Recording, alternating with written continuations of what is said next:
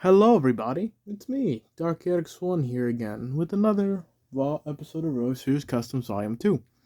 Now, you may see the engine in front, Gordon 2, obviously, and think, oh, we're going to go over another model of him again. Well, you may think that's the answer, but the real answer might surprise you. Yep, that's right.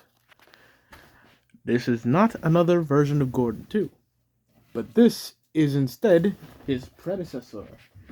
This is the original Gordon, Gordon 1, the one from 1922 up until his demise in the late 40s. Well, mid to late 40s.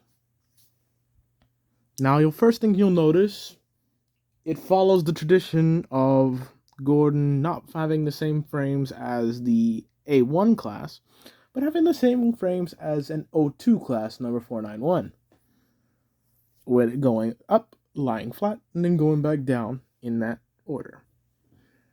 And you'll also notice his cab follows the Ivet tradition, and his lining is off. Now, there's multiple reasons for that. Reason number one, with this model, I wanted to accentuate the fact that before death and essential replacement by Gordon 2, Gordon 1 was basically the same Gordon we all know in terms of design-wise, with frames and such. Now, on to the cab.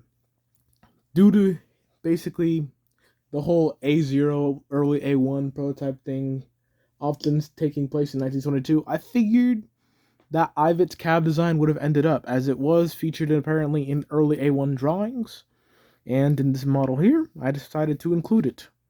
And as for the livery, this livery took heavy inspiration from multiple people, either in their sprites or on their models of, well, the NWR engines. And so I thought I'd incorporate a bit of that here. And I'm kind of glad I did, as it does pay off for the vibe I was going for with it being 1927 condition. As if this was 1923 or 25 condition Gordon, there would be no number, as they didn't have numbers until a certain point.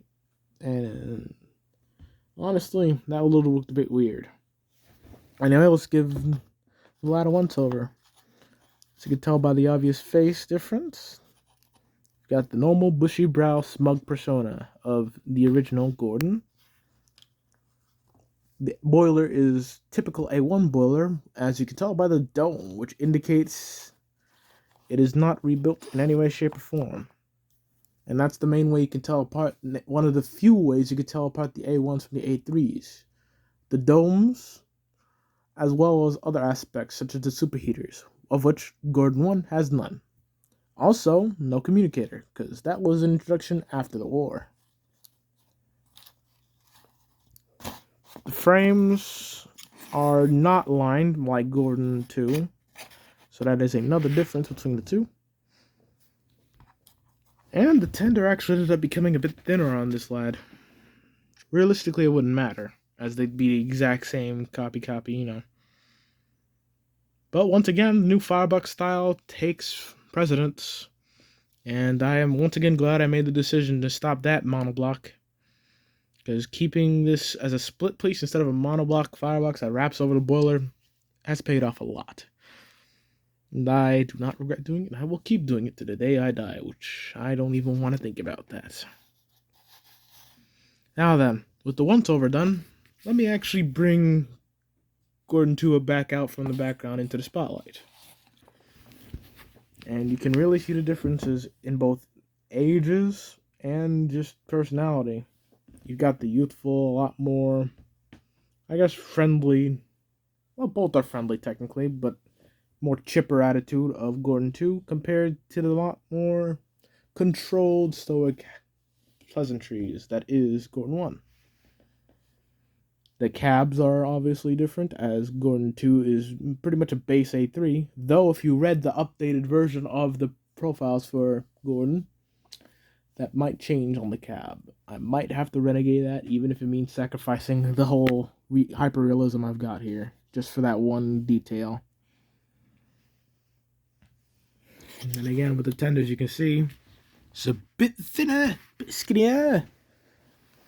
But both are very lovely in their separate respects. Now, that all done, I'd like to address something. Now, I've been talking a lot about the whole profiles ever so often mentioning it, right? Well, this video just happens to coincide with the Northwestern Railway profiles over on my Wattpad account, Greylock Studios. It just hit 2.400 in terms of readers. That means I have 2,400 people who have read my shenanigans in not only making my own AU for these characters, but taking miniature and narrow gauge engines and turning them standard gauge. I can't thank a lot of y'all enough. I really can't. So I won't, but just know I appreciate it, sincerely. Anyway, with that all being said, I really hope you enjoyed taking a look at Gordon 1 in all of his glory back there. The glamour boy he is. And I shall see you soon in the future, as once things get a bit quieter in my life, you'll be seeing more of these pop up. This has been Dark X1, and I shall see you all next time. Have a wonderful night. Goodbye.